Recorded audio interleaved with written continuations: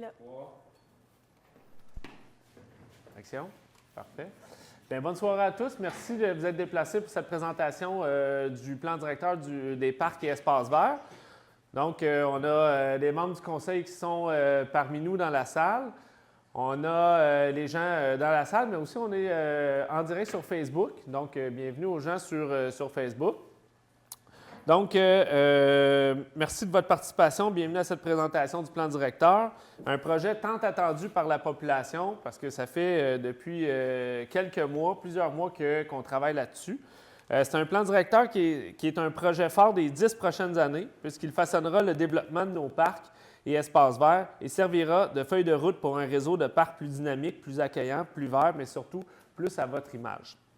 Avant de débuter, je vais vous présenter Stéphanie Croteau, qui est directrice du service des loisirs, de la culture et de la vie communautaire. Et c'est elle qui a mené ce projet d'une main de maître. Donc, voilà. Bonjour Stéphanie. Bonjour, Monsieur le maire. Bonsoir tout le monde. Donc, sans plus tarder, on va débuter avec la présentation. Donc, plan directeur. Qu'est-ce qui nous a amené à travailler sur un plan directeur? Vous savez qu'on a eu une forte croissance démographique au cours là, des dernières années. Juste pour vous donner un ordre d'idée, à la fin des années 90, on était 8 000 habitants. Maintenant, on est rendu tout près de 22 000. 21 700 quelques citoyens selon le dernier décret. Donc, il y a eu une évolution importante de la population. Dont le développement des parcs n'a pas nécessairement suivi l'évolution de la population. Contexte aussi, état du réseau des parcs. Si vous avez fait le tour des parcs, vous allez constater qu'ils ont vraiment besoin d'amour pour la grande majorité des parcs. Donc, il n'y a pas eu de planification. Autour des années 2005-2006, il y a eu pas une étude, mais il y a eu des esquisses qui ont été faites par un architecte paysager sur les parcs existants. Malheureusement, ce travail-là n'a pas été gardé, puis la Ville n'a pas gardé ça en vie. Il y a eu des changements, puis ce document-là a comme tombé dans la filière 13. Donc, depuis ce temps-là, il n'y a pas de planification en tant que telle au niveau des investissements qu'on a dans nos parcs. Donc, c'était vraiment important pour nous d'y aller vers une planification. Donc, c'est ça, il faut suivre mes cartons. Hein? Fait qu'on se retrouve 25 ans plus tard ou 20 ans plus tard, le réseau est vieillissant, a besoin d'amour. L'offre dans les parcs est peu diversifiée, ne correspond plus au profil de la population martelacoise. Il y a beaucoup d'améliorations à apporter pour mettre à niveau les parcs actuels, mais aussi bonifier l'offre afin de mieux répondre. Donc, une des premières actions qu'on a faites quand on est rentré là, en 2021, c'était justement avec Stéphanie Loisirs-Laurentides, hein, si je ne me trompe pas. On est allé faire un constat sur les parcs pour voir plus au niveau de l'aspect sur les normes. Parce qu'auparavant, on faisait des modifications, on améliorait les parcs sans nécessairement se coller aux normes actuelles. Donc, on a fait un survol de tous les parcs. C'est pour ça aussi que dans certains parcs, il y avait des modules qui ont soudainement disparu. Bien, il y avait une raison, c'était une raison de sécurité, puis ça ne répondait plus aux normes. Donc, on a fait un constat. Puis après ça, bien, on s'est dit, bien là, on va aller avec un plan directeur des parcs et espaces verts pour justement arriver pour avoir une planification. Fait que la première chose, c'est qu'on a travaillé avec BC2. C'est eux qui ont remporté là, l'appel d'offres. BC2, qui est une firme d'urbanisme. Donc, en partant, c'était de dresser un portrait clair de l'inventaire qualificatif et quantitatif du réseau actuel des parcs, recenser les enjeux prioritaires, définir les interventions et les investissements nécessaires à court, moyen, long terme sur l'ensemble du territoire afin de consolider et de développer l'offre en parcs et espaces verts de la Ville. Donc, le plan directeur des parcs et espaces verts, c'est un outil qui va nous orienter dans notre planification, mais autant notre planification au niveau terrain, au niveau des modules, mais aussi au niveau budgétaire puis au niveau des investissements.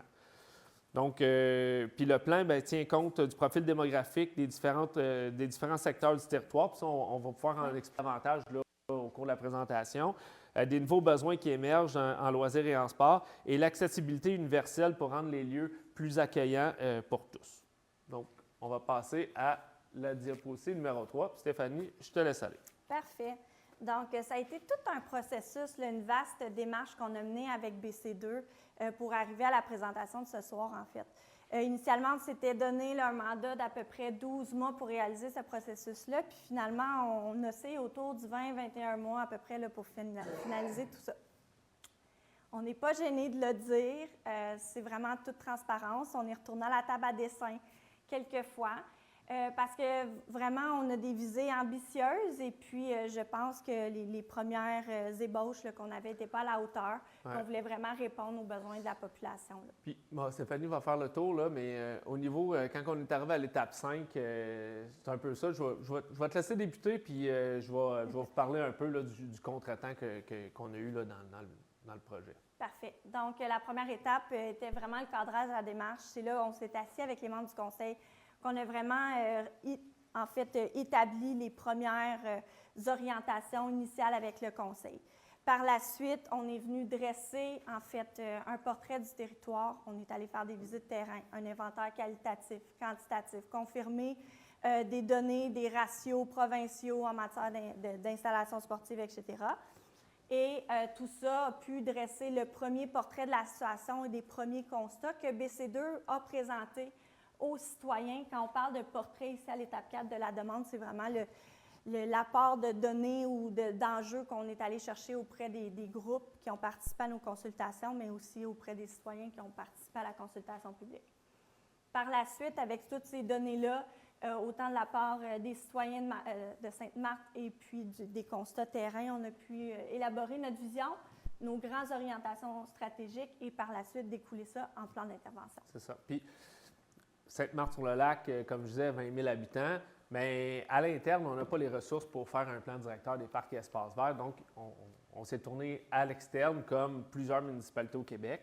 Et puis, bien, ça, des fois, on pense qu'on donne un clé en main à une firme externe, puis merci, bonsoir, tout va être fait.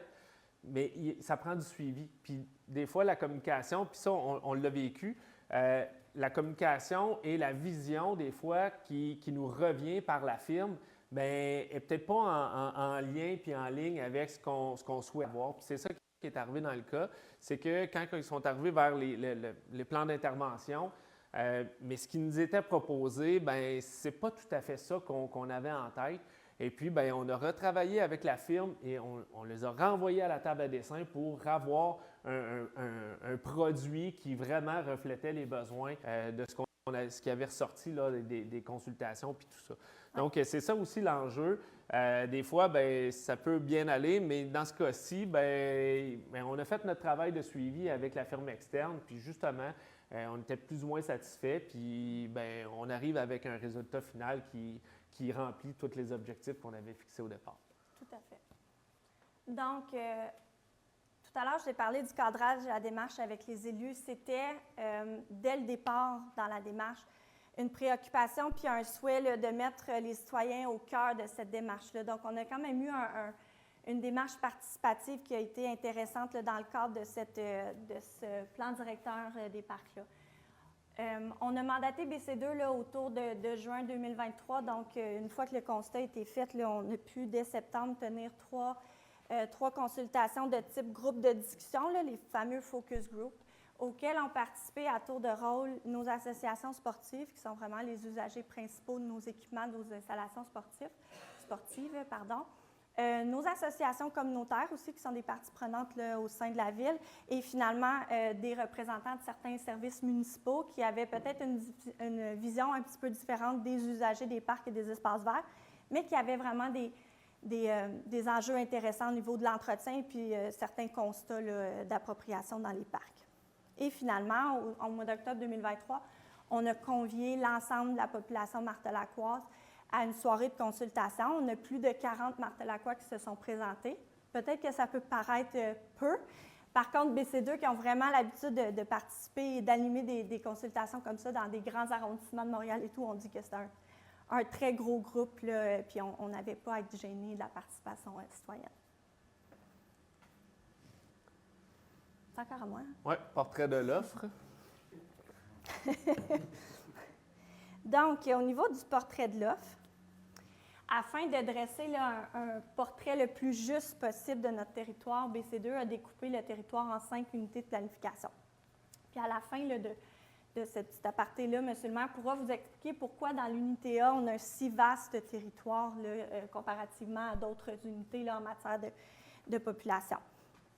Il y avait 2 visées à ce découpage-là. Le premier, c'est vraiment administratif, puis pour rendre la cartographie plus lisible dans des documents et tout, parce qu'on est vraiment macro, tandis que dans des analyses, on était plus en micro, puis on avait besoin de pouvoir s'approcher, mais aussi parce que dans chacun des découpages territoriaux, on vient s'appuyer sur les districts municipaux existants. Des fois, on a des entraves naturelles ou des entraves au niveau des axes routiers là, qui viennent vraiment segmenter naturellement notre territoire. Puis les déplacements actifs là, à l'intérieur de ceux-ci, quand on parle de déplacements actifs, là, on parle de marche et de vélo. On connaît là, en fait le déplacement entre le sud et le nord, ça reste quand même un enjeu ici, mais on venait vraiment adresser un portrait spécifique à chacune de ces unités-là. Oui, mais vous voyez aussi qu'il y a des différences de population, mais surtout, BC2, c'est basé aussi sur les statistiques du recensement. Donc, toute la démographie, on a regardé aussi les salaires, les âges aussi, l'âge de la population, puis tout ça.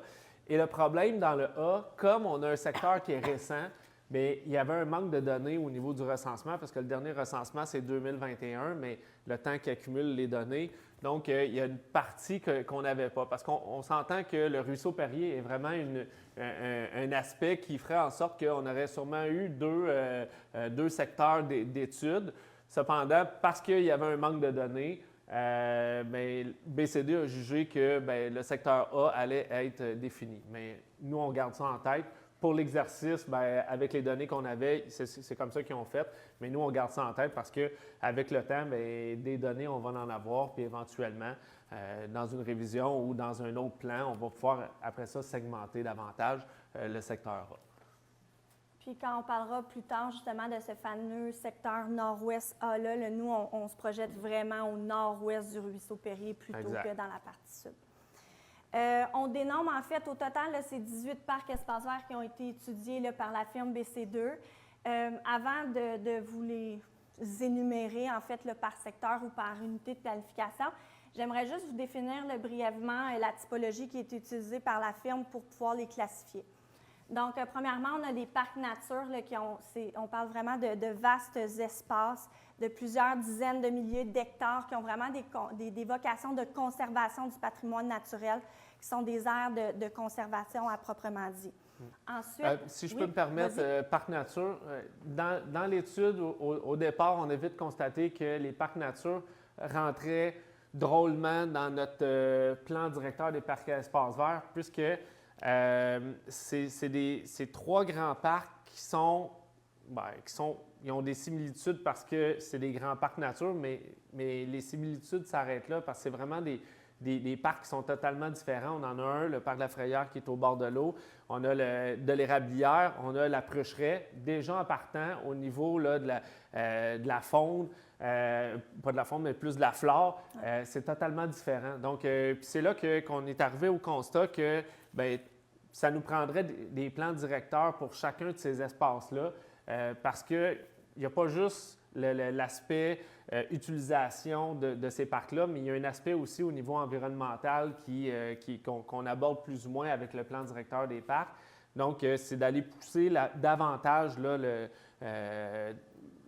l'étude là, sur chacun de ces plans-là. Fait que c'est là qu'on a décidé de sortir ces 3 plans-là pour justement, après le plan directeur des parcs, aller dans ces 3 espaces-là pour approfondir avec un plan directeur. Parce que, comme le parc de l'Érablière, on a Saint-Joseph-du-Lac qui est connecté aussi avec le boisé. Donc, il y a des aspects qui sont différents. Donc, c'est pour ça qu'on a décidé d'étudier chacun de ces parcs-là séparément.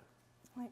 Puis à l'interne, on avait quand même très peu de données là, sur ces espaces-là. Ils n'ont jamais été cartographiés de façon officielle et tout. Donc, ça demeurait un travail quand même assez colossal qui allait allonger là, le processus. Puis ça ne faisait pas partie du mandat spécifique avec la firme avec qui on a travaillé. Donc, on a parlé des parcs nature. Parc municipal, là, c'est un petit peu mêlant, là, mais à ne pas confondre avec notre parc municipal. Donc, les parcs municipaux, c'est vraiment des vastes espaces, encore là, polyvalents, parce qu'on va y retrouver des équipements récréatifs, des équipements sportifs, mais aussi c'est là où on va tenir nos grands rassemblements, des événements de masse notamment. On les a, en fait, il y en a 2 qui sont répertoriés là, sur notre territoire. Le parc municipal, ça va de soi. Et puis aussi, la plage de la Sablière a été qualifiée comme parc municipal, étant donné qu'on y tient aussi des événements, des spectacles, puis que des équipements sportifs de disponibles également. Ensuite, on a nos parcs de voisinage et parcs de quartier. C'est vraiment là où on a le plus de sites là, sur le territoire. Pour vous les expliquer, en fait, un parc de quartier, c'est là où on va retrouver, oui, des équipements récréatifs, nos équipements de jeu, nos modules de jeu, etc., mais aussi des installations sportives. À la différence d'un parc de voisinage où là, ça a vraiment une visée là, de petits voisinages, ça le dit, là, mais c'est vraiment une extension de notre cour à la maison là, où on va vouloir, à distance de marche, aller se détendre ou faire de la récréation là, dans les modules de jeu. Donc, dans nos parcs de quartier, on va passer les unités de planification. Oui, mais il y a aussi îlot de verdure, oui. que, dans le fond, Parc des Anges, là, c'est un îlot de verdure. Il n'y a pas nécessairement de module de jeu, mais c'est un grand espace vert qui a été classifié aussi là, dans la typologie. Puis évidemment, bien, là, il y a le Parc Canin. Que, bon, tout à fait. On voit très bien là, dans l'unité A, en fait, là, où on aurait pu avoir un découpage, là, parce qu'on sent vraiment Parc des Lucioles, Parc de l'Érablière, qui est à l'extrême nord-ouest de cette unité-là, puis ensuite le Parc des Grands Vents, des Pins municipales, là, qui se retrouve un petit peu plus au sud. Ensuite, dans le secteur B, on a notre Parc des Bourrasques, de la Prucheraie et de la Tourbière. Dans le C, Clair de Lune et des Anges. Dans le C, on retrouverait aussi le parc Félix-Leclerc, mais comme on a un projet d'école sur le parc, il va y avoir un nouveau parc qui va être créé aussi avec l'école, mais comme on n'a pas de plan concret de la nouvelle école, bien, on a seulement juste retiré là, toute l'étude là, du parc Clair de, pas Clair de Lune, mais du parc Félix-Leclerc. Oui. Ensuite, dans le secteur D, parc de la 41e Avenue, la plage à Sablière, de la Fraternité, Maurice-Binette, la Frayère, le parc Canin et le parc Sauvé. Et finalement, là, dans le secteur E, le parc Roland-la-Liberté. Donc, on est capable là, rapidement de pouvoir cerner nos zones de carence là, sur le territoire à vue d'œil comme ça. Petit aparté, dans les parcs nature, c'est 17 de notre offre globale. Par contre, il couvre plus de 75 en matière de superficie de tout notre réseau de parcs et espaces verts ici à Sainte-Marthe-sur-le-Lac. Donc, excusez-moi, au total, 76 équipements là, globalement là, qui ont été analysés autant qualitativement que quantitativement. Là-dedans, là, tout élargi. Là, on a compté le nombre de glissades, de balançoires, nos terrains de soccer, les terrains de pétanque, de pickleball, etc. Globalement, l'offre d'équipement qui est destinée aux jeunes familles est quand même bien représentée, bien développée sur le territoire. Par contre, à l'inverse, au niveau de l'offre de services pour les aînés et les adolescents, c'est beaucoup moins présent sur le territoire. Si on comparait nos ratios d'équipements sportifs avec des données plus provinciales, on pourrait constater que pour une population équivalente à celle de Sainte-Marthe-sur-le-Lac, on serait en deçà des ratios au niveau de nos installations sportives. Par contre, comme on l'a dit tout à l'heure, le développement urbain a été fait quand même de façon très effrénée, sans nécessairement une planification qui a été faite de façon ordonnée. Fait qu'on est quand même très limité dans le potentiel là, ultime de pouvoir développer des vastes sites qui pourraient recevoir des installations sportives pour des sports fédérés. C'est pour ça aussi que la Ville a des ententes, des partenariats avec d'autres municipalités. On a des protocoles d'entente sur divers sports. On a le soccer, on a la balle molle, on a le baseball, on a de l'athlétisme, on en a plein, puis on a des investissements aussi qui sont liés à ça. Parce que juste pour le soccer, je veux dire, c'est 50 000 d'investissement annuel dans le club de soccer pour justement permettre à nos jeunes d'aller évoluer sur des surfaces de soccer aussi à de montagne, à Boisbriand, puis tout ça. Fait que c'est sûr et certain qu'au niveau de la Ville, notre offre est quand même limitée, mais reste qu'avec ces partenariats-là, on est on est capable de donner le service puis d'avoir une couverture sur plusieurs sports. Tu sais, quand je parle comme de l'athlétisme, mais c'est à Sainte-Thérèse, avec le protocole d'entente, les enfants peuvent aller sur une piste d'athlétisme, mais après ça, on a des sauts en hauteur, on a sauts en longueur. Donc, ça permet justement d'avoir des protocoles comme ça. Et c'est à peu près là, tu sais, si on inclut aussi les sports de glisse, mais c'est à peu près c'est au-dessus de 500 000 $ annuellement qu'il y a des investissements au niveau là, des sports dans divers organismes et dans diverses ententes là, qu'on a là, annuellement. Justement, ça permet d'éviter la surcharge de non-résidents là, qu'on voit à certains niveaux. Puis ça permet, la régionalisation aussi nous permet de pouvoir avoir des équipes de plus haut niveau, d'élite aussi, parce qu'en faisant cavalier seul, bien, des fois, on n'a pas assez de joueurs pour compléter dans les sports de groupe. Puis un exemple concret, notre terrain de baseball, bien, c'est le seul terrain de la région qui est capable de recevoir du bantam élite et junior en montant, là, midget et junior, parce que Pointe-Calmet, Deux-Montagnes n'ont pas de terrain de cette envergure-là. Le terrain le plus proche est à Saint-Eustache, puis ils font partie d'une autre association. Fait qu'il y a des côtés où est-ce qu'on en profite, mais il y a d'autres côtés aussi qu'il y a des villes aussi qui profitent de nos infrastructures chez nous. Oui. Donc, une fois ce beau portrait-là établi, puis je sais que M. le maire va en parler tout à l'heure, mais la version qui sera disponible publiquement là, a beaucoup plus de détails quant à nos portraits, notre inventaire, etc. Là, vous pourrez vous documenter davantage si vous êtes intéressé par le sujet. Donc, une fois ce portrait-là établi, on a pu mettre en place nos constats principaux, soit parce que les visites terrain nous ont donné comme information ou par les données recueillies ou les commentaires reçus lors des consultations publiques. Donc, au niveau des constats sociodémographiques, on en a parlé tout à l'heure, dans les dernières 20 ans, là, on a eu une croissance effrénée là, de la population. À Sainte-Marthe-sur-le-Lac, on est parmi les villes les plus jeunes au Québec. 28 % de la population est âgée de moins de 18 ans. Donc, ça aussi, ça apporte son lot de pression par rapport à notre offre de services récréatifs et sportifs. Il y a une différence très distincte là, entre le profil de la population au nord de la ville puis celui au sud de la ville, même si on sait qu'au niveau du sud, il y a quand même une revitalisation de certains quartiers. La population demeure plus âgée puis déménage d'1 à 2 personnes, tandis qu'au nord, c'est ça, au nord. je suis à la bonne place. Au nord, c'est plus jeune, il y a plus de jeunes familles qui sont installées là. Ensuite, on l'a mentionné, je me répète, le périmètre urbain est presque entièrement développé. Ça nous laisse très peu de latitude. Là. On a quelques terrains ici et là qui permettent de développer un peu notre offre, mais pas de façon très vaste.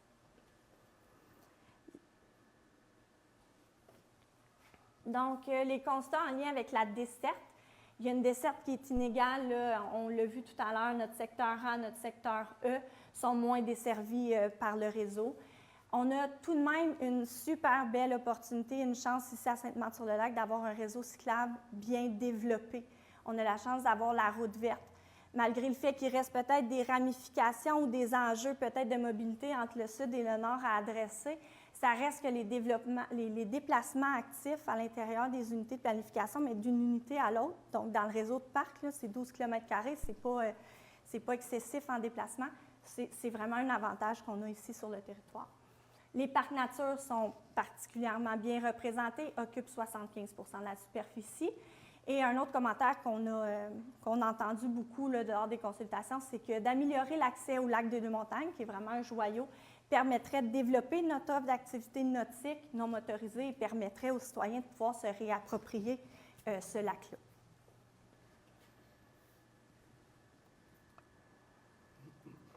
Les constats par rapport à nos aménagements de parcs. Donc, il y a un faible niveau d'accessibilité universelle dans les parcs. Puis là, c'est important pour monsieur, madame, tout le monde là, qui n'est pas dans le milieu des loisirs ou dans le milieu municipal, de vous définir un petit peu l'accessibilité universelle, qu'est-ce que c'est. Puis, je ne veux pas lire, mais je pense que pour vous définir, je ne voudrais pas mal interpréter cette définition-là. Donc, c'est vraiment une condition qui permet la participation de tous. On cherche à éliminer les obstacles pour que tous et chacun, peu importe leurs conditions physiques ou même mentales, puissent avoir les opportunités de vivre une expérience de qualité. Fait que quand on parle d'aménagement, accessibilité universelle dans nos parcs, c'est aussi simple que de pouvoir se rendre à un module de jeu. Puis l'accessibilité universelle, on peut penser à des fauteuils roulants, mais une maman en poussette qui actuellement est prise dans le gazon à faire ça pour se rendre au module. Donc, c'est un peu ça l'accessibilité universelle, donc un très faible niveau de ce concept-là là, dans l'aménagement actuel de nos parcs. La quasi-totalité de nos parcs sont clôturés, même si parfois il n'y a pas de danger ou d'enjeu imminent là, pour la sécurité, ce qui fait en sorte que c'est des espaces qui sont moins appropriés là, au niveau citoyen. Manque de signalisation, vous allez voir, il y a des parcs qui ont des vieilles affiches avec le nom de parc, il y en a qui n'en ont juste pas, fait qu'à ce niveau-là, il n'y a pas d'uniformité. Là-dessus, on va vraiment faire une refonte là, parce qu'on a encore des affiches là, dans certains parcs qui datent des années 90. Puis depuis ce temps-là, il n'y a pas de signalisation, il n'y a pas d'affiche qui a été faite. Donc, vraiment, d'arriver avec une signature pour justement pas qu'on ait un parc qui est différent, mais vraiment avoir une uniformité là, dans la signalisation. Là. La canopée est peu développée et gagnerait vraiment, bien, là c'est moi qui rajoute vraiment, à être bonifiée. On a la présence de graffitis ou de gestes de vandalisme dans plusieurs de nos parcs. Manque de zones de détente structurées, bien définies pour que les gens puissent vraiment se l'approprier et d'espaces ombragés. C'est un peu en lien avec la canopée aussi, mais il y a manière d'avoir des installations pour créer de l'ombre aussi. Et la conservation et la mise en valeur des espaces verts sont prioritaires pour les citoyens, on l'a bien entendu, lors des activités participatives. Nos constats en lien avec l'offre dans les parcs, donc nos plateaux sportifs jumelés avec les ententes intermunicipales dont on vous parlait plus tôt correspondent majoritairement aux besoins de la population. Il y a un déficit en matière d'équipement aquatique extérieur. On sait, on a un seul jeu d'eau à la ville de Sainte-Marthe-sur-le-Lac. Par contre, on a la chance d'avoir une plage à proximité, donc on est quand même chanceux à ce niveau-là. L'état global de nos équipements sportifs et récréatifs laisse à désirer, sont dans un état là, de... On manque d'amour. On peut résumer ça comme ça. Oui, tout à fait. L'offre, je le disais tout à l'heure, l'offre pour enfants, jeunes familles est quand même bien développée, mais au niveau des adolescents et des aînés, là, ça reste à travailler. Nos parcs sont majoritairement axés sur une vocation sportive et récréative. Par contre, ce qu'on a entendu, c'est que d'être capable de développer l'offre en ajoutant des vocations culturelles, des vocations de rassemblement communautaire et de détente, ce serait vraiment intéressant. Et puis, finalement, l'offre d'infrastructures, d'équipements de services devrait être développée également. Donc, quand on parle d'une expérience utilisateur globale, c'est vraiment d'avoir accès à des toilettes, ne serait-ce que des bancs, des tables, des fontaines à boire, etc., pour avoir vraiment une expérience agréable. Oui, support à vélo aussi. Ça a été un constat, justement, qu'on avait des parcs qui étaient très bien desservis en sport à vélo, alors que d'autres, aucunement, puis qu'il y a une piste cyclable qui passe en avant du parc. C'est des détails comme ça qu'on a permis d'aller chercher là, avec notre étude, nos constats. Donc, avec ces constats-là, il faut se doter d'une vision. Vision 2035, c'est la prémisse de base avec les constats qui nous a permis d'arriver à élaborer là, une vision, à élaborer là, le plan directeur. Donc, les parcs et espaces verts de Sainte-Marthe-sur-le-Lac seront des espaces résilients où les atouts naturels seront mis en valeur. Ils favoriseront les rassemblements communautaires et seront des réels milieux de vie où tous les citoyens pourront s'adonner à des pratiques culturelles, sportives, récréatives et de plein air en contact avec la nature. Et ça, c'est pas une vision qu'on a déterminée sur un coin de table. C'est vraiment avec les séances de consultation qu'on a eues avec les citoyens par des activités où est-ce que, justement, là, on mettait les priorités avec des grands post-it, on allait mettre nos priorités. À partir de là, c'est là qu'on est arrivé puis qu'on s'est formé notre vision pour 2035. Et avec les constats, c'est la prémisse là, qui nous a servi là, à aller là, vers la suite qu'on va vous présenter. Cette vision-là va teinter toutes les orientations stratégiques qu'on va voir et les actions le plus terrain, plus concrètes là, qu'on veut vous présenter par la suite. Donc, pour revitaliser et dynamiser notre réseau de parcs, là, on s'est doté de six grandes orientations stratégiques. Donc, la première de toutes, on ne peut pas s'y substituer. La sécurité est vraiment au cœur de notre priorité. Donc, d'avoir des plateaux sportifs sécuritaires, d'avoir des équipements récréatifs sécuritaires pour que nos usagers, nos citoyens là, puissent les utiliser de façon optimale.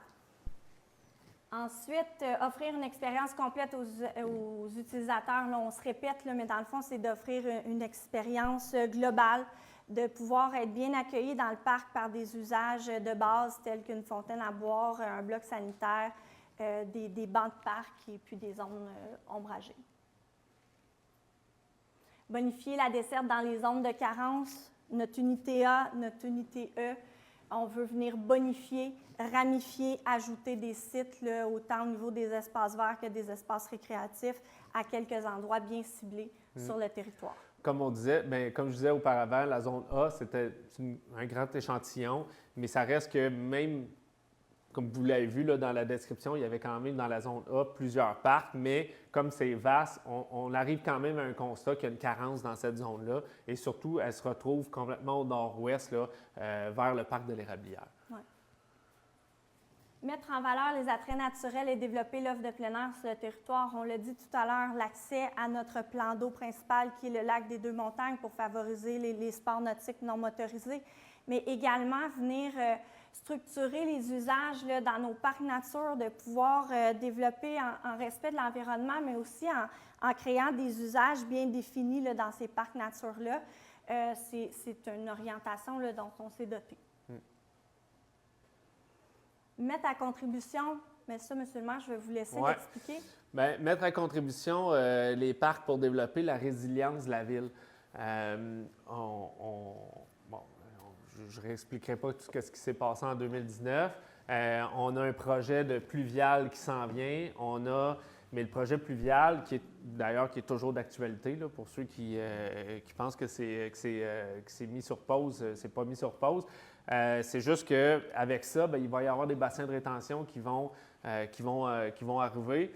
Et puis, bien, il y a des parcs vous allez sûrement parler des parcs éponges, mais il y a des parcs qu'on va faire en sorte qu'ils vont être des parcs éponges puis qu'on va insérer des bassins de rétention à l'intérieur de ces parcs-là. Donc, Parc Sauvé, Parc Fraternité, c'est déjà des parcs qui sont ciblés pour avoir ces équipements-là. Donc, ça fait partie là, des stratégies, là, surtout pour le sud du chemin d'Oka, mais aussi il y a des secteurs au nord du chemin d'Oka où est-ce qu'on veut vraiment rendre des espaces qui sont plus résilients. Ça fait partie là, des orientations stratégiques. Et faire face aussi au changement climatique là, en bonifiant tout le couvert végétal. Donc, et finalement, favoriser l'appropriation citoyenne de nos espaces, encore là, en créant des espaces de vie partagés, que ce soit par des jardins collectifs, par des forêts nourricières ou simplement en aménagement d'aires de pique-nique vraiment propres. On peut vraiment venir s'approprier les espaces et puis réseauter, échanger avec les gens de notre communauté plutôt que de visiter notre simple cour arrière. Donc, on souhaite que les gens fréquentent nos lieux et qu'ils soient invitants. Exact. Donc, les grands projets. Oui, on tombe dans le fun, là. Donc, dans les grands projets, développer une offre récréative pour nos adolescents. Donc, ça va se faire là, en différentes interventions à différents endroits sur le territoire. Réflexion complète, là, puis on le verra tout à l'heure, mais ça, c'est dès 2025, là, dès la fin de l'été, début de l'automne, là, on verra l'échéancier précis. Incluant des modules de jeux inclusifs pour enfants et adolescents, des slackline, track fit ou des boulders d'escalade. Je vous montrerai des photos d'inspiration, là, ça va parler beaucoup plus que les termes anglophones qu'on utilise. Aménagement d'une zone pour adolescents au parc municipal, donc lorsque celui-ci fera l'objet d'une refonte complète, là, on pourra déménager, réaménager le skatepark et y ajouter terrain de basketball 3 contre 3 qui est hyper populaire là, chez nos jeunes, et aussi créer une zone de détente, là, de chilling là, par de l'aménagement de mobilier urbain là, qui n'est pas traditionnel comme un banc de parc, là, mais plutôt, on vous montrera des images, là, mais des fois c'est des amas de bio ou des hamacs de béton qui viennent vraiment aider les jeunes à s'approprier, puis c'est plus intéressant. Ensuite, développement d'un nouveau parc dans le secteur. Le terrain ciblé là, est quand même tout près d'ici, là, autour de la 19e avenue, qui aura une programmation axée pour la clientèle adolescente, réfection complète du terrain de basketball au parc Clair de Lune et un ajout de 3 contre 3, ça aussi c'est en 2025. et un ajout d'une surface de deck hockey à la patinoire existante au parc Maurice-Pinette, ça également en 2025. Et ça, c'est des inspirations. Ça ne veut pas dire nécessairement que ça va être exactement ça qui va se retrouver, mais c'est les inspirations qu'on a justement pour arriver à aller vers le concret, qui est la rénovation de certains parcs. Vous illustrez là, justement des murs d'escalade en libre accès, et ça, c'est une zone de détente là, qui n'a pas l'air d'un banc de parc traditionnel, là, justement, là, au niveau des adolescents. Amélioration de l'accessibilité universelle. À la plage à Sablières, d'aménager un parcours sans obstacle pour pouvoir se rendre à l'eau avec un fauteuil roulant. Aussi, de revoir le mobilier urbain qui est disponible à cet endroit-là là, pour le rendre accessible. Aménagement d'une aire de jeu accessible universellement au parc des Bourrasques, puis également au parc municipal. Aménagement de sentiers, je l'ai dit tout à l'heure, dans plusieurs parcs. En fait, dès qu'on va revoir l'aménagement, on va y aménager des sentiers. Le type de revêtement sera déterminé, là, mais pour pouvoir justement bonifier cette accessibilité-là, autant pour les jeunes familles avec des poussettes que pour une personne à mobilité réduite. Remplacement des tables de pique-nique pour des tables universelles lors de renouvellement de mobilier et l'ajout de sièges de balançoires universels qui est utilisable autant pour la clientèle jeunesse que la clientèle adulte là, pour qu'ils puissent se balancer de façon sécuritaire. Photo d'inspiration, ici on voit une table de pique-nique où on peut vraiment avancer le fauteuil roulant là, pour pouvoir participer vraiment à la table. Et ici un exemple de tapis d'accès à l'eau. Création d'un pôle civique et événementiel au parc municipal. Je ne sais pas, M. le maire, si vous voulez en parler au niveau de l'usage de nos terrains sportifs. Ou... Oui, bien c'est ça, mais bon, ça fait quelques années qu'on fait la Saint-Jean-Baptiste, la fête nationale au parc municipal. Bien, on prend le terrain de soccer pour faire nos festivités. C'est pas idéal. Je veux dire, on arrive, on amène 3 000, 4 000 personnes sur le terrain de soccer. Si on veut préserver notre infrastructure, idéalement, bien, il ne faudrait pas avoir autant de monde en peu de temps. Puis là, bien, dépendamment des conditions météorologiques, il arrive, il y a plu pendant une nuit de temps. C'est sûr que le sol est détrempé. C'est pas optimal. Donc, c'est vraiment de créer une aire, justement, où est-ce qu'on va pouvoir rassembler plein de personnes, des milliers de personnes, sans nécessairement prendre part dans affecter là, des infrastructures sportives. Ouais. Donc, création d'un aire civique permettant la tenue d'événements de grande envergure, ça, autant en été qu'en hiver. L'ajout de jeux d'eau multigénérationnels dans l'aire civique, la création d'une zone d'activité pour adolescents au sein du parc, la consolidation des fonctions hivernales du parc autour de la nouvelle place civique et de la butte à glisser, la mise en valeur du lac Excelsior par l'aménagement de sentiers de marche formels et belvédères. Et pour ceux qui ne le savent pas, bien, on a une ancienne sablière qui fait partie du parc municipal. Ça n'a jamais été exploité, puis le terrain alentour n'a jamais été exploité. Fait que, ça, il va falloir qu'on l'utilise parce que c'est quand même un joyau important là, dans notre parc municipal. Le renouvellement de l'offre récréative pour les enfants et la réfection des surfaces de jeux et des plateaux sportifs. On peut déjà le voir, là, on a des jeux d'eau qui ne sont pas nécessairement des jeux d'eau avec des modules, mais ça reste que néanmoins, je veux dire, on peut profiter de la chaleur, mais la journée qu'on fait un rassemblement, on met la switch à off, puis après ça, bien, ça devient une grande place où est-ce qu'on peut recevoir plusieurs personnes pour un événement. Donc, vous avez d'autres inspirations là, qui sont là, justement, pour les aménagements. C'est à rassurer les gens, c'est pas parce qu'on ajoute une aire de jeu d'eau multigénérationnelle, comme on dit dans le jargon, qu'on va nécessairement enlever le module de jeu existant ou une revalorisation de celui-là. C'est vraiment prévu que dans certains espaces, on est dans l'espace récréatif pour en faire un jeu d'eau plus thématisé et dans l'espace civique, un jeu d'eau comme ça, multigénérationnel. Grand projet, en fait, offrir une meilleure desserte, donc aménagement de nouveaux espaces verts, création d'un nouveau parc de quartier dans le secteur A, à proximité du parc de l'Érablière. Vraiment, il faut le voir dans un projet d'ensemble, l'aménagement du parc des Lucioles, l'aménagement du parc de l'Érablière et ce parc-là doivent être intégrés là, dans une vision globale, là, parce qu'il pourrait avoir des visées plus régionales, comme M. le maire le mentionnait tout à l'heure. et la création d'un nouveau parc de voisinage dans le secteur E. Donc, des photos d'inspiration ici d'un jardin de type collectif et aussi ici, c'est un parc là, qui est plus intégré dans un boisé naturel avec des matériaux beaucoup plus... encore là, c'est des inspirations.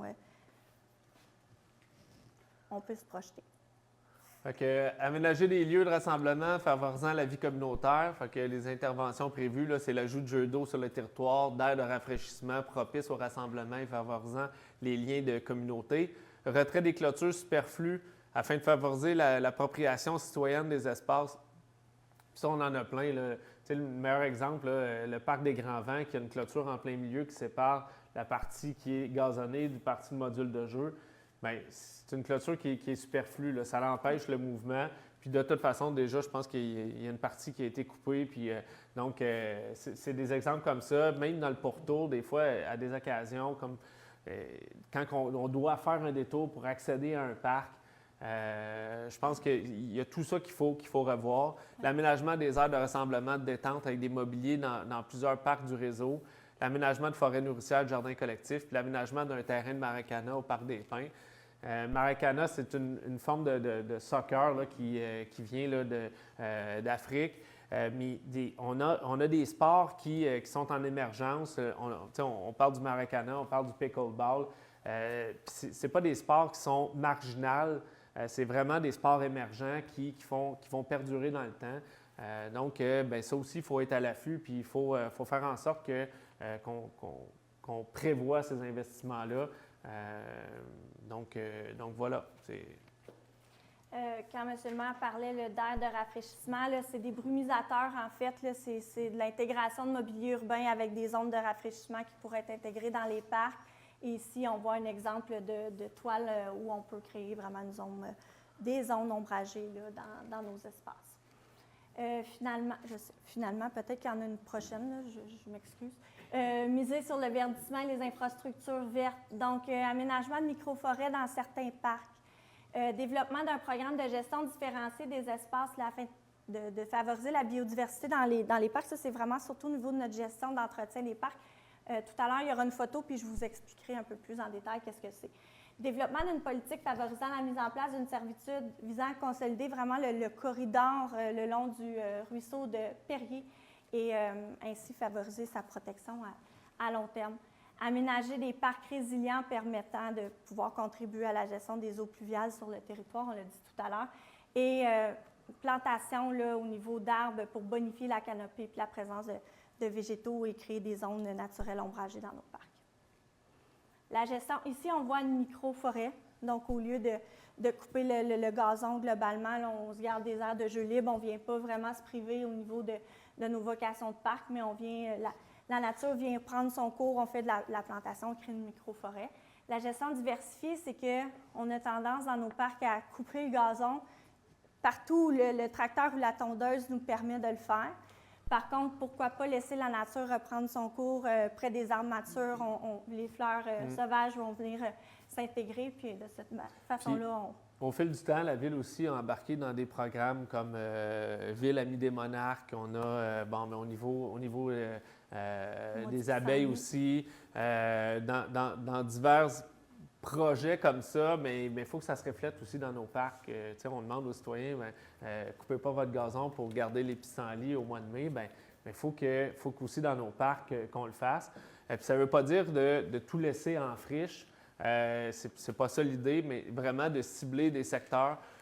Puis de bonifier aussi, parce qu'il peut y avoir de la plantation de fleurs sauvages qui va justement amener des monarques, donc c'est vraiment, encore là, une meilleure planification des espaces verts au sein de nos parcs. Donc, voici notre plan d'intervention de façon macro. Donc, à court terme et moyen terme, l'ensemble des parcs vont voir des interventions de mise à niveau, que ce soit par le remplacement de certaines composantes qui sont vieillissantes ou qui amènent peut-être un module de jeu à être moins sécuritaire. Et à long terme, l'ensemble de nos lieux feront l'objet d'un projet majeur d'investissement. On l'a dit précédemment, c'est un horizon de 10 ans. Par contre, on oubliait de le mentionner depuis le début, mais dans les orientations initiales là, du Conseil, c'était que ce plan-là demeure vivant. Que ce plan-là ne soit pas une de ces fameuses études municipales qu'on tablette puis qu'on laisse un peu amasser la poussière puis que finalement on a une mise à jour obligatoire. Vous allez voir dès cette année, en fait, puis M. le maire pourra en parler davantage au niveau des règlements d'emprunt puis des mandats qui ont été faits, on vient en fait donner vie à notre plan directeur des parcs. À court terme, donc dans 0-3 ans, projet majeur, descente de bateau de la 13e avenue, parc Clair de Lune, parc des Bourrasques, parc Maurice-Binette, le parc municipal, on va en parler tantôt, et des interventions de mise à niveau là, à certains endroits que vous pouvez voir ici. À moyen terme, des projets majeurs, donc le nouveau parc de quartier dans le secteur A, qui est vraiment arrimé avec le projet majeur de l'Érablière et le projet majeur de Luciole qui est là. Et des projets majeurs là, qui sont assujettis aux réalisations des travaux là, du réseau pluvial, notamment au parc de la Fraternité et au parc Sauvé. Et puis là, bien, vous voyez ici, bon, après ça, on a long terme, on a très long terme, mais on a une cassure ici dans la ligne du temps qui est la révision quinquennale. C'est ça, Stéphanie disait, c'est important de garder ce plan-là vivant. Et puis, c'est pas un plan rigide. Je veux dire, ça, là, c'est un plan qui va faire en sorte que dans 5 ans, quand on va arriver à la révision, bien, on va voir aussi qu'est-ce qu'on a fait. Ça se peut là-dedans qu'il y a des projets qui ne soient pas faits pour X nombre de raisons, mais c'est là qu'on va revoir ce qui a été fait et ce qui n'a été pas fait. Puis après ça, bien, qu'est-ce qui nous reste à faire? Et puis de réévaluer aussi nos besoins, parce que ça ne veut pas dire que nos besoins immédiats vont être les mêmes dans 5 ans. Il y a peut-être des fois des réorientations qu'on va avoir besoin de faire. Il y a peut-être des nouveaux sports émergents, des nouveaux modules de jeu qui vont arriver, qui vont faire en sorte qu'on va revoir un peu notre vision.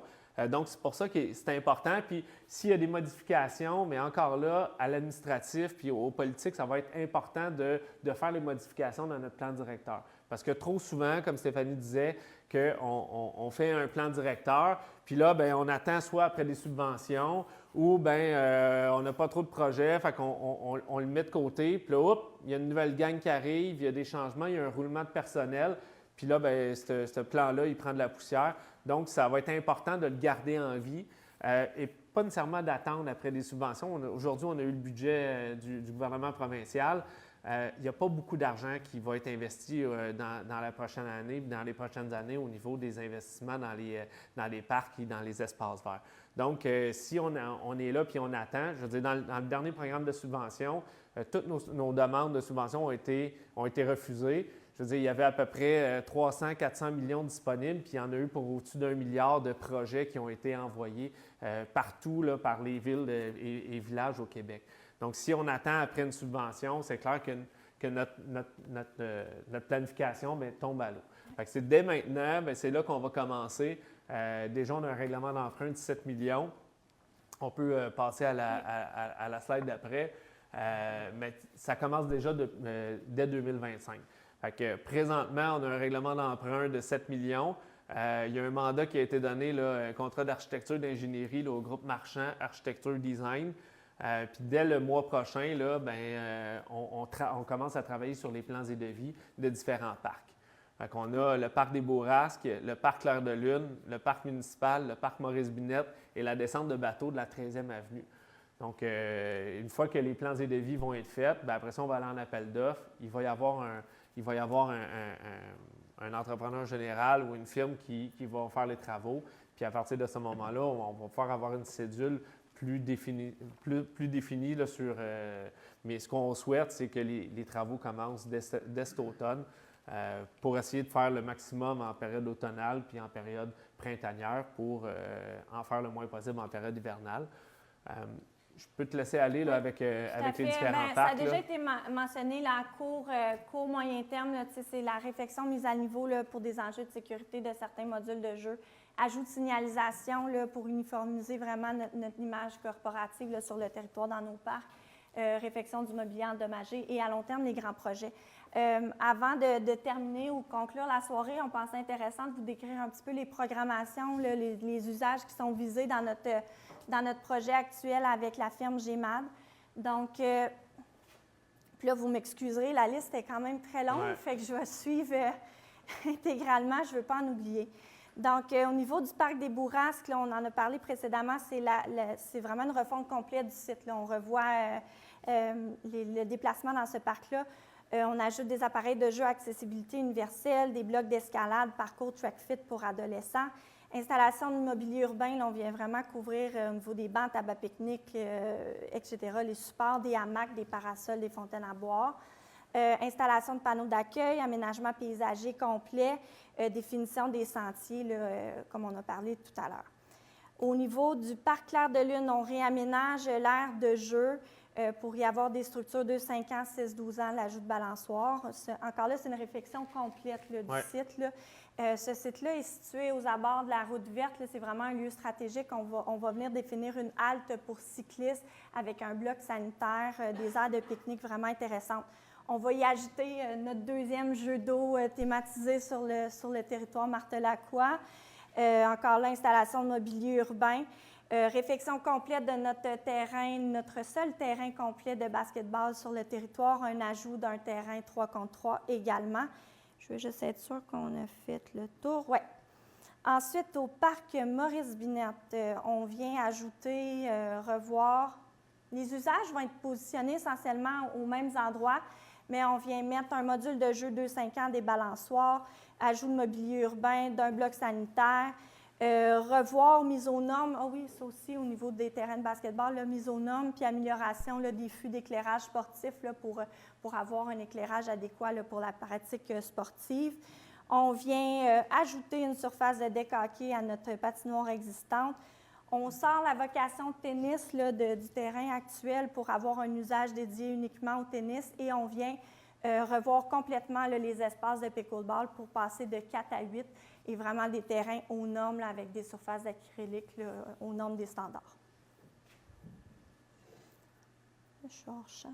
Bon. Au niveau du parc municipal, ce n'est pas le projet global. C'est bon, on avait juste changé de diapositive. Il me reste 2 projets. J'achève. Au niveau du parc municipal, ce n'est pas le projet complet là, dont on a vu tantôt. Là, on va vraiment répondre aux enjeux de sécurité de nos espaces sportifs. Là, donc, une remise à niveau complète là, du terrain de soccer à 11 qu'on a au parc municipal. Puis, on vient vraiment travailler aussi l'avant-champ, les marges latérales, puis la piste d'arrêt là, du terrain de baseball. Oui. Et finalement, la descente de bateau de la 13e avenue, où on va venir ajouter en fait un quai là, pour une descente propre pour les embarcations nautiques non motorisées. On va venir créer vraiment une halte pour les visiteurs avec blocs sanitaires, aménagement paysager avec du mobilier urbain, des places de stationnement là, proprement définies là, pour aider la circulation dans ce secteur-là. Mais ce sera un beau projet. Là, ça va nous permettre, parce que là, on a fait des investissements à descente de bateau de la 37e. C'est notre deuxième et notre seule autre descente de bateau de la 13e. Donc, on vient de finaliser nos 2 descentes de bateau là, avec des investissements qu'on va faire là, dès cet automne. Là, j'ai fini. Parfait. Bien, c'est ce qui conclut notre présentation. Comme Stéphanie a dit, dès la fin de la semaine, vous allez avoir un document plus exhaustif qui va être disponible pour vous avec des données démographiques et tout ça. Si vous avez des questions, on va prendre des questions des gens partants. Si vous avez des questions qui vous viennent à l'esprit par après, n'hésitez pas. On a le service des loisirs, service de communication qui vont... on a les élus aussi qui vont leur faire un plaisir de répondre aux questions. C'est sûr que le plan de directeur, c'est une vision beaucoup plus macro. On n'est vraiment pas dans quel type de jeu qu'on va mettre dans le parc, mais vraiment dans une vision plus large. Mais c'est ce qui va nous donner nos orientations. Justement, là, on s'en va en plans et devis. Bien, c'est avec cette vision-là qu'on va pouvoir définir vraiment le concret qui va se retrouver là, dans les parcs et espaces verts. Donc, ben, si vous avez des questions dans la salle, je vous demanderai de vous présenter juste à l'avant au micro pour que les gens sur Facebook puissent entendre votre question. Est-ce qu'il y a des questions dans la salle? Non? Sinon, on est disponible aussi après la séance pour... Sylvie Clermont. Oui, c'est bon. Oui, bien, tantôt, vous avez nommé que vous aviez entendu les citoyens par rapport aux espaces verts. Là, on a beaucoup parlé des parcs, mais on a nos 3 parcs nature aussi qu'on connaît bien déjà. Mais qu'en est-il des espaces verts, comme par exemple, le parc Félix-Leclerc, on sait qu'il va être voué. Oui, il y a un projet d'école. Mais on a quand même pris des espaces verts aussi. Quand on parle là, le long du ruisseau Perrier, on a aussi là, dans le coin justement à la croisée du ruisseau Perrier et de la rue Lorrain, on a un grand espace vert. Il y a un bassin de rétention là. C'est des aménagements aussi. C'est une vision là, qui nous est amenée justement pour peut-être faire une placette dans un coin, un arrêt vélo. C'est vraiment là, les espaces verts. On a le Parc des Anges aussi qui est considéré comme l'îlot de verdure, un grand espace vert. C'est-à-dire, on a depuis 2006 qu'il y a de la plantation dans ce parc-là. C'est un espace qui est parfait pour mettre un arboretum ou pour justement bonifier là, tout cet espace vert-là. On a focusé beaucoup dans l'application sur les parcs parce que ça touche beaucoup plus de citoyens, mais on n'a pas évacué les espaces verts. Et comme vous avez dit, pour les 3 grands parcs, bien, des plans directeurs pour chacun de ceux-là vont être mis en place parce que c'est beaucoup trop de travail pour définir là, ces 3 espaces-là à même ce mandat-ci. Je pense que ça va être un travail qui est plus approfondi pour ces 3 espaces-là. C'est ça, parce que pour ce qui est de la résilience de notre ville, bien, c'est sûr que moi, je suis présidente du regroupement éco-citoyen. Il y a Guylaine qui est ici, vice-présidente. Tout ça, je pense qu'on est prêt à collaborer là, dans les projets de jardins collectifs, forêts nourricières et aussi les plantations de mini-forêts qui vont augmenter la canopée pour lentement se diriger vers une communauté nourricière. Je trouve ça intéressant. On a déjà un jardin collectif. On planifie une forêt nourricière à l'automne. Mais si on en avait plus, à ce moment-là, on est une communauté urbaine. Bien, vous avez vu aussi dans les inspirations, c'est justement, ça ne veut pas dire qu'on va faire un immense jardin collectif, mais il y a de l'intégration de petits jardins collectifs qui peuvent s'insérer, parce que déjà, on en a 2. On en a un qui est sur la 11e avenue. On a travaillé un projet avec vous l'année dernière. On a la forêt nourricière qui s'en vient aussi. Fait que c'est des projets qu'on va intégrer. Puis il ne faut pas oublier qu'on a plusieurs terrains qui nous appartiennent aussi au sud du chemin d'Oka, qui peuvent être propices à des micro-forêts. Donc, mais encore là, ça ici, c'est vraiment une vision élargie de ce qu'on veut de nos parcs et espaces verts. On a parlé de micro-forêts, puis ça c'est revenu souvent. Après ça, bien, va découler des projets plus concrets. Et c'est comme ça que dans la planification qu'on a vue, là, vous allez pouvoir revoir dans le document que tel parc, on planifie de faire ça dans le 0-3 ans, après ça dans le 3-5 ans, le 3-6 ans. C'est là qu'on va découler des projets plus concrets. Un grand merci. Puis, quand on va arriver à travailler des projets, bien, soyez assurés qu'on va vous interpeller pour travailler des projets de forêt nourricière ou de jardins collectifs. Okay. Merci. Si je peux me permettre, M. le maire, aussi, oui, on parle d'espace vert, mais dans les aménagements pour les concepts sur lesquels on est en train de travailler avec la firme, là, les 5 lieux, il y a vraiment un souci au niveau de l'aménagement paysager de justement bonifier la canopée. Donc, oui, les espaces verts sont mis en contribution, mais il y aura aussi ce souci-là d'augmenter la quantité d'arbres dans nos parcs, même si ce sont des parcs récréatifs. Parce que le regroupement, on a toujours été très sensible au boisé qui est juste ici, qui appartient à un promoteur privé, mais qui lentement disparaît de notre canopée, si on peut dire, de notre couverture forestière. Alors, ça va être important de compenser pour la perte de nos espaces verts, aussi notamment le parc Félix-Leclerc, de toujours avoir en tête de compenser, de planter et replanter pour compenser les pertes qu'on subit. Alors voilà, c'est ça. Merci. Guylaine Thibodeau, du regroupement éco-citoyen aussi. Nous, c'est ça, on reçoit souvent des courriels ou des messages des citoyens qui nous demandent pourquoi que le règlement des 2 arbres par maison n'est pas appliqué. Puis ça pourrait aider à faire augmenter la canopée. Ouais. Puis même encore dernièrement, on a un monsieur qui nous a écrit, il nous a envoyé un article de ce qui se faisait dans les autres villes. Puis, mais c'est ça, je voulais savoir s'il y avait quelque chose que vous aviez prévu à ce niveau-là. Bien là, pour l'instant, ça, c'est une question d'urbanisme, mais Saint-Amable, là, entre autres, là, je pense qu'ils ont un règlement sur l'obligation. Bien ça, on est en refonte du plan d'urbanisme, justement, là, où est-ce qu'on va déposer. Donc, c'est sûr que toute cette réglementation-là va faire l'objet d'une mise à jour. Puis après ça, ben, ça va être de faire respecter la réglementation. Là. OK, mais c'est prévu, c'est ça?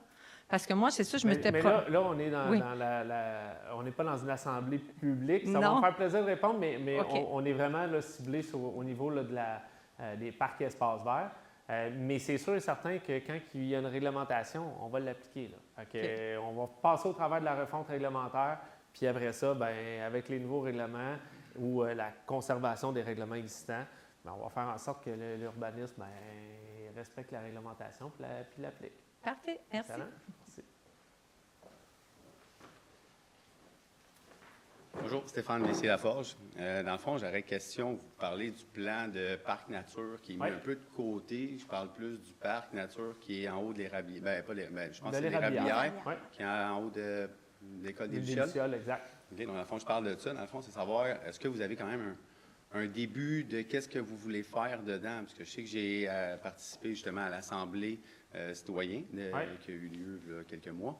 On avait parlé beaucoup de vélo de montagne. Le vélo de montagne il est beaucoup émergent ces temps-ci et les dernières années. Donc, je voulais savoir s'il y avait vraiment quelque chose de ciblé à ce sujet-là, d'aménager des pistes mieux qu'en ce moment, on s'arrange tout avec des morceaux d'arbres à terre. Puis tout. Mais c'est exactement pourquoi qu'on a décidé de le sortir puis de le travailler vraiment concrètement parce que, bon, d'un, on a un boisé, on a l'environnement aussi qui vient en ligne, mais on le sait que c'est un boisé qui est utilisé, qu'il y a du vélo de montagne. Il faut réfléchir aussi à comment qu'on va aménager ça, puis comment qu'on va le rendre, parce qu'il y a quand même des usages qui rentrent un peu en contradiction, là, parce que, je veux dire, quand tu marches avec tes enfants puis que tu as un vélo qui arrive, ça peut être problématique. Fait que, s'il y a des aménagements à faire, ça, il faut que ça soit réfléchi, mais on est très conscient que le vélo de montagne est présent. Fait que comment qu'on peut intégrer des pistes de vélo de montagne? Je ne suis pas sûr que c'est dans le cadre de cette étude-là qu'on aurait pu vraiment le définir. Puis le vélo de montagne, ou le vélo dans le parc, est peut-être propre au parc de l'Érablière, puis ça ne s'applique pas nécessairement au parc de la Frayère, puis ça ne s'applique pas nécessairement au parc de la Prêcheraie. Puis il y a des terrains aussi qui ne nous appartiennent pas encore, mais qui devraient nous appartenir, qui pourraient faire aussi l'objet d'aménagement. Donc, c'est pour ça qu'on voulait vraiment arriver avec une orientation propre pour le parc, mais ça, on le garde en tête, c'est sûr et certain. Puis dans les prochains plans, ça veut dire qu'au cours du prochain mandat, c'est sûr que ces plans-là vont être travaillés, puis on va mettre de l'avant les plans directeurs pour les grands espaces. Là. Puis, prochain mandat, vous parlez, là, c'était marqué dans 4 ans environ. Non, mais le prochain mandat politique, là, je veux dire, les élections arrivent en 2025, mais c'est sûr que dans le prochain mandat, c'est les plans directeurs de ces 3 espaces-là qui va falloir qu'ils soient mis en place. Là. C'est ça. C'est la prochaine étape au niveau des espaces verts. C'est ces 3 plans directeurs-là. Ça serait bien de ne pas manquer notre chance parce qu'on a cet espace-là qui est vaste, disponible, qui fait joindre comme avec Saint-Joseph. Bien, c'est ça. Puis il y a des pourparlers aussi à faire avec Saint-Joseph, là, parce qu'on peut faire un projet commun aussi avec eux. Il y a un accro parce qu'il y a eu un développement qui s'est fait, mais reste que néanmoins, il y a quand même un bon espace qui peut être partagé avec la ville de Saint-Joseph. Parce qu'on parle d'enfants, d'adolescents, de parents qui profitent du vélo de montagne ensemble. Même l'hiver, je veux dire, on a des glissades, on a des sentiers. C'est le fun d'aller se promener là l'hiver. C'est tout ça qu'il faut qu'on réfléchisse. Mais puis aussi, quand je parlais de l'aspect environnement, je veux dire, on a quand même une flore qui fait en sorte que si on ne prend pas cet aspect-là, je me promenais avec un expert parce qu'on a fait une plantation plus haut, là, à côté là, de l'antenne, qui disait bah, cet arbre-là est malade ou cet arbre-là est ici. Mais si on n'a pas de planification aussi dans le reboisement puis dans tout ce qui est l'aspect foresterie là, de ce boisé-là, peut-être qu'on va arriver aussi dans des constats à un moment donné, dans 10 ans ou 15 ans d'ici, si on ne fait pas des actions immédiatement, qu'on va se retrouver peut-être avec des arbres qui vont mourir. Ça aussi, là, fait que c'est un aspect qu'on veut vraiment regarder dans notre plan directeur, on va regarder plus largement au niveau environnement, au niveau des arbres, au niveau de la flore, au niveau de la faune aussi, et au niveau là, de tous les sports, dans le fond, là, c'est ça, des sports qu'on peut pratiquer là, dans ces espaces-là. C'est pour ça que ça mérite vraiment. Puis c'est pas parce qu'on les a effacés, c'est juste que je pense que le travail doit se faire plus concrètement puis plus ciblé avec ces trois espaces-là. Fait qu'il pourrait y avoir un appel citoyen c'est sûr pour qu'il va un c'est sûr. nouveau plan pour ça. Quand C'est on sûr dit qu'il va y plan avoir d'autres directeur, on consultations. parle de démarches consultatives. Exact. Fait que vous viendrez C'est ça. nous partager Avec votre plaisir. amour Ah du ouais, vélo. parce que c'est sûr qu'il va y avoir des consultations citoyennes.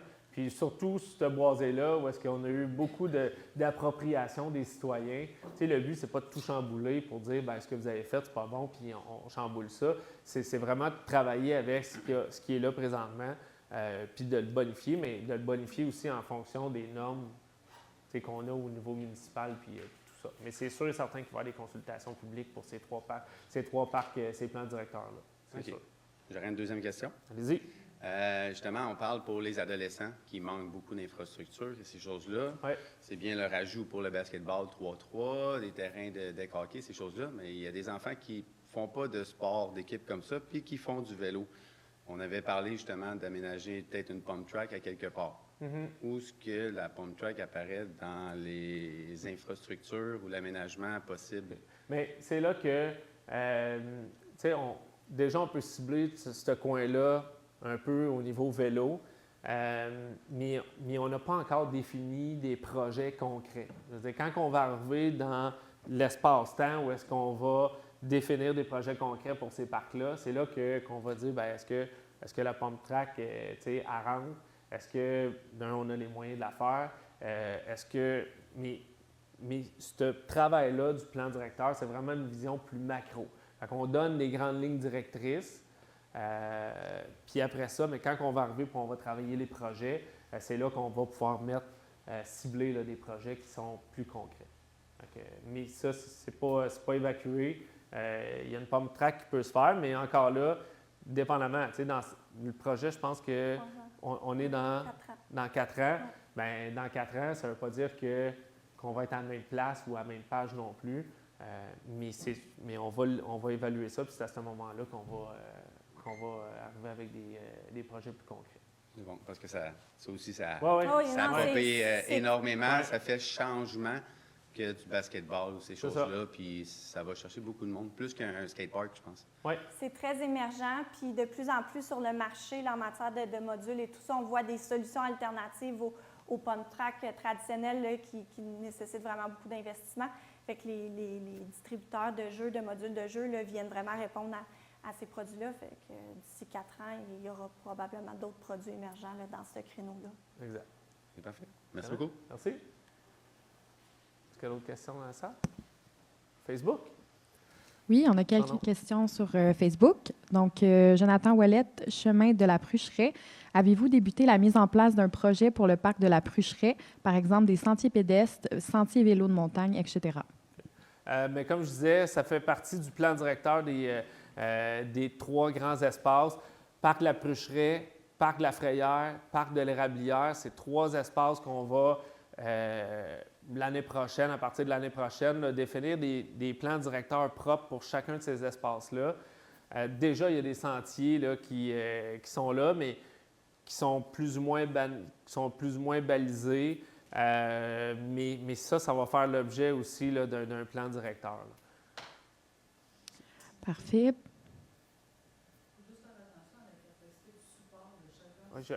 Oui, est-ce que vous pouvez venir au micro parce que les gens sur Facebook ne vous entendent pas. C'est ça, il faut juste faire attention avant de penser à aménager comme tu sais, des sentiers ou toutes sortes d'activités, de bien connaître la capacité de support des, Mais de c'est pour ces ça, espaces c'est verts-là, justement, parce mais il y a déjà des on peut sentiers. aller Les sentiers au-delà. sont déjà existants. Oui, c'est ça. Mais c'est tout ça. Il Ouais. faut avoir une vision plus globale de ces parcs-là. C'est ça. Parce que, assurément, il va y avoir de l'appropriation, puis il va y avoir des utilisateurs.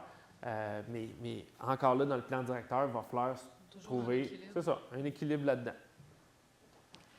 Ensuite, la prochaine question de Geneviève Doucet, Boulevard des Pins. Avez-vous des plans pour le Parc des Pins? Si oui, lesquels? Bien, c'est ça qu'on disait tantôt, c'est que justement, je sais que vous avez tous hâte de voir concrètement votre parc qui est près de chez vous, c'est quelle sorte de module. Mais ici, au plan directeur, c'est vraiment, on a une vision plus macro, plus globale c'est des orientations qu'on se donne. Là, je ne me rappelle pas au niveau là, de l'échéancier, là, mais vous allez pouvoir accéder là, aux documents. Le Parc des Pins, je ne me trompe pas, il doit être au... Ouais, est-ce que Karine peut je pense que c'est revenir? dans le 4-6, mais je ne suis plus certaine. Bon, le Parc des Pins, là, au projet non, majeur, c'est on loin. est plus de 10 ans. Là, parce que le Parc des Dans le Pins, c'est quand même un de nos parcs qui est quand même récent, qui a quand même une bonne...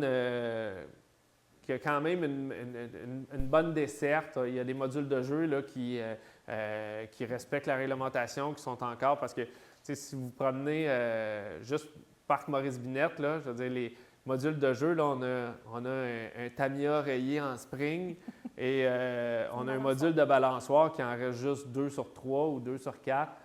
C'est sûr qu'il y a des parcs qui ont, au travers de la ville, qui ont encore plus besoin d'amour que le Parc des Pins. Mais c'est sûr que ce qu'on veut, c'est qu'à l'intérieur de nos 10 ans, qu'il y ait des interventions dans tous nos parcs. Est-ce que ça va être des interventions majeures? Non, pas pour l'ensemble des parcs, mais qu'on ait des interventions. Ça ne veut pas dire que si il est dans la ligne de 10 ans, qu'il n'y aura pas d'intervention avant, mais dans notre planification pour des investissements qui sont quand même importants, il faut prioriser. Là. Malheureusement, on ne peut pas tout faire en même temps parce que, tu sais, l'exemple, c'est qu'on a un règlement d'emprunt de 7 millions. Avec 7 millions, là, on ne fait pas la moitié des parcs. Là. On fait quelques-uns. Donc, c'est des investissements qui sont importants. Puis c'est des investissements aussi parmi d'autres investissements dans d'autres secteurs d'activité de la ville aussi qu'on doit faire. Là. J'espère que j'ai répondu à la question. Parfait. Dernière question de Marc Routier sur la 6e avenue. Le parc Clair de Lune est très près des maisons avoisinantes. Ça ne serait pas mieux qu'il devienne un parc axé comme un milieu vert? Bien, on a déjà... c'est sûr et certain que c'est les parcs qui sont là, qui ont des vocations.